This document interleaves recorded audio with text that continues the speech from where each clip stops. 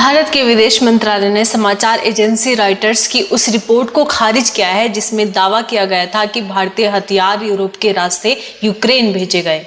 19 सितंबर को प्रकाशित रॉयटर्स की रिपोर्ट में दावा किया गया था भारत के हथियार निर्माताओं की ओर से जो युद्ध सामग्री यूरोप के ग्राहकों को बेचे गए वो यूक्रेन भेजे गए हैं और इस पर रूस ने विरोध किया है।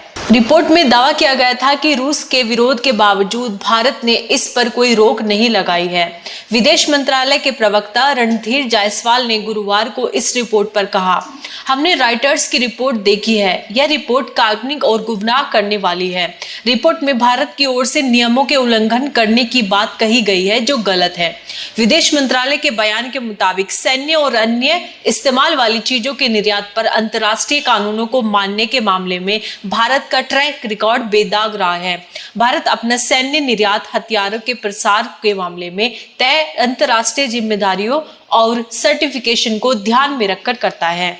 रॉयटर्स की रिपोर्ट में क्या दावे किए गए थे? रॉयटर्स ने अपनी रिपोर्ट में दावे 11 भारतीय, यूरोपीय और डिफेंस इंडस्ट्री से जुड़े अधिकारियों से हुई बातचीत के आधार पर किए हैं। रिपोर्ट में सूत्रों के हवाले से दावा किया गया है कि रूस के खिलाफ यूक्रेन के डिफेंस को इस तरह से समर्थन 1 साल से ज्यादा वक्त से दिया जा रहा है। भारत में हथियारों के निर्यात के मामले में नियम है कि जिसको बिक्री की जा रही है वही उसका इस्तेमाल करेगा। अगर नियम नहीं माना गया या किसी और को अवैध रूप से बेचा गया तो बिक्री बंद की जा सकती है। 3 भारतीय अधिकारियों ने रॉयटर्स से कहा कि रूस की ओर से यह मुद्दा 2 बार उठाया गया है।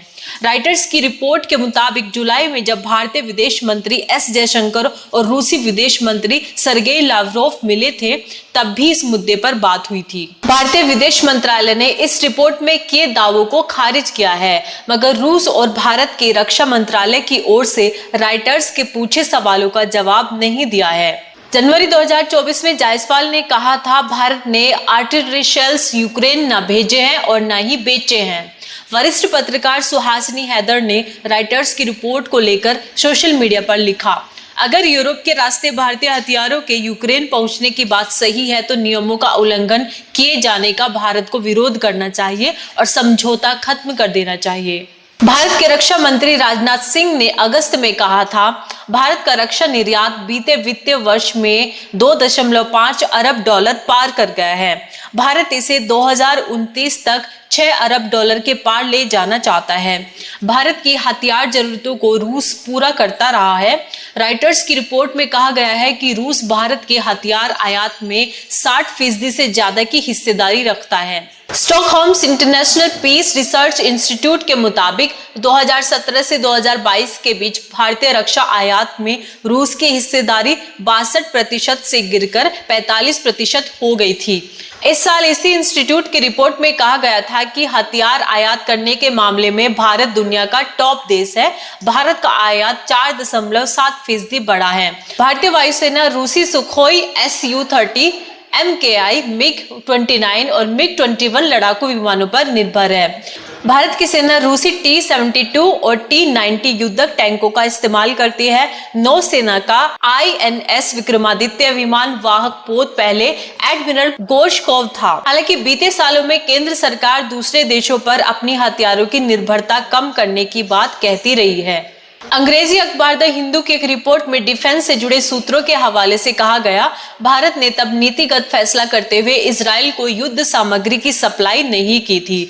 दोनों पक्षों में से किसी को शेल्स की सप्लाई न करते हुए भारत तटस्थ बना रहा। डिफेंस सेक्टर से जुड़े सूत्र ने द हिंदू से कहा था, इजराइल को 155 mm और 105 mm आर्टिलरी शेल्स की जरूरत थी, मगर हमने फैसला किया कि सप्लाई नहीं करेंगे। इजराइल ने खुद जिस सप्लाई का वादा किया था अब वो खुद उसे इस्तेमाल कर रहे हैं।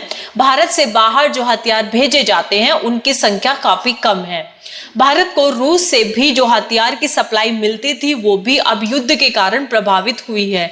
यूक्रेन रूस युद्ध में अमेरिका समेत पश्चिमी देश यूक्रेन की सैन्य मदद कर रहे हैं, वही इजराइल हमास युद्ध में भी अमेरिका इजराइल की तरफ है। भारत, रूस और यूरोप। यूक्रेन पर रूस के जंग शुरू होने के बाद पश्चिमी देशों ने रूस पर कई प्रतिबंध लगाए थे, मगर इन प्रतिबंधों के बावजूद भारत ने रूस से तेल खरीदना जारी रखा था। भारत को इससे काफी फायदा भी हुआ। तब यूरोपियन देश रूसी तेल को भारत के जरिए ले रहे थे और भारत बड़ा सप्लायर देश बनकर उभरा था। रूस का कच्चा तेल सीधे यूरोप तक न पहुंचने की वजह से वहां की तेल रिफाइनरी कंपनियों के सामने उत्पाद की समस्या पैदा हो गई थी, लेकिन भारत की प्राइवेट सेक्टर की रिफाइनरियों ने इसे रूस के सप्लाई गैप को भरने के अवसर के तौर पर देखा।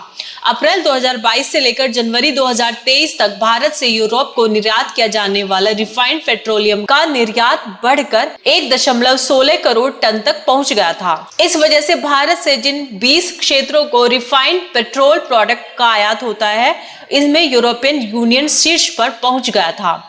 रूस यूक्रेन युद्ध से पहले तक भारत के आयात बास्केट में रूसी तेल की हिस्सेदारी सिर्फ 1% थी, मगर फरवरी 2023 में ये हिस्सेदारी बढ़कर 35% तक पहुंच गई थी।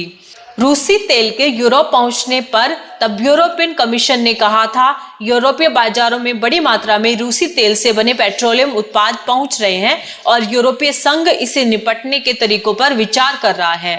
भारत और हथियारों के मामले में आत्मनिर्भरता। भारत के रक्षा मंत्रालय के मुताबिक भारत में 84 देशों में डिफेंस निर्यात होता है। इन देशों में यूक्रेन का नाम भी शामिल है। भारत रक्षा क्षेत्र की जिन सामग्रियों की आपूर्ति करता है, उनमें बुलेट प्रूफ जैकेट और हेलमेट जैसी चीजें भी शामिल हैं।